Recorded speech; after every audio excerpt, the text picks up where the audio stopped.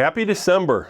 Hard to believe, right? Christmas just a couple of weeks away, 3 weeks away, whatever.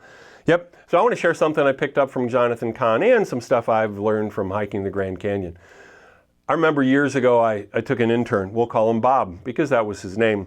And we hiked the Grand Canyon. And we hiked all the way to the bottom. And then he said, so how far do we have to go to get out? And I didn't quite understand the question. I said to the top. And I wasn't being a smart mouth, but it's actually 6 miles down, 2 miles across, then 8 miles up. But it's one thing that you have to finish. So he seemed pretty concerned, and I knew he was in good enough shape to make it. But one of the things I encouraged him with is to not stop and think all the time, like, how am I going to do this? I said, just keep putting one foot in front of the other. Now, it doesn't mean you can't stop and take a rest. But don't meditate on how long it's going to take. Just keep walking and try to enjoy the journey. I just had another friend. We'll call him TJ. That's his name. He just hiked the Grand Canyon basically rim to rim to rim in a day. He's an Ironman, literally. And he said he wanted to take a picture at every turn. A lot of times he runs stuff like this, but he didn't run it. He walked it, and he's glad he didn't. He can't wait to go back. And I'm like, I get it. That's why I've hiked the Grand Canyon like 9 times or whatever I've done. Not the rim to rim to rim, just the rim to rim.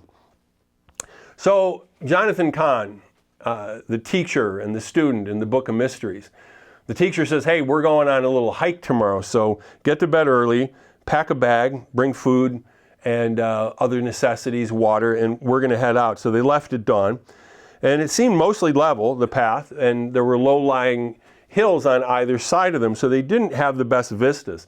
I remember once going to Banff, and it was like 20 some years ago, and we're hiking through this forest, and there was like no views, and I was just like, it was like a 7-mile hike. We got to the very end, the vistas were spectacular. The whole thing was worth it. But the views on the way, I mean, it's forest, it was okay. Isn't life like that sometimes, that you can't get the perspective? Well, that's kind of what's going to happen here. Because after hours and hours of walking, they took a couple of breaks.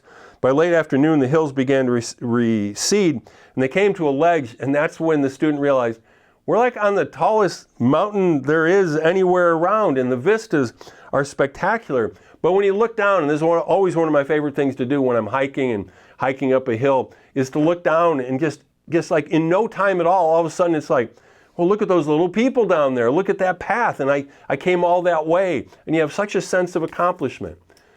But folks, many times in life, we don't have that perspective. So what do you do when you don't? Just keep walking. Keep putting one foot in front of the other. So it seemed level to the student in the short run. And maybe sometimes when it's not that steep, some of you might say, oh man, where I'm traversing right now, it's super steep. But you know what? In the long run, our lives are a colossal ascent. We are moving uphill. God is calling us upward. Keep that in mind. Over the long run, continuance, consistence, perseverance overcome everything else. My dad used to have that saying, I think it was Woodrow Wilson, that just all these other things that don't work out, but persistence is omnipotent. Like the power of persistence. Just keep going. And the small upward steps taken every day will end up lifting you to the heights. Once again, you won't see it probably today. But I hope that this holiday season at some point you have a chance, a vantage point, where you can look and you can see, man, God has brought me a long way. May God order your steps, and may He give you some encouraging perspective on your world this very day. God bless you. Have a great Christmas season.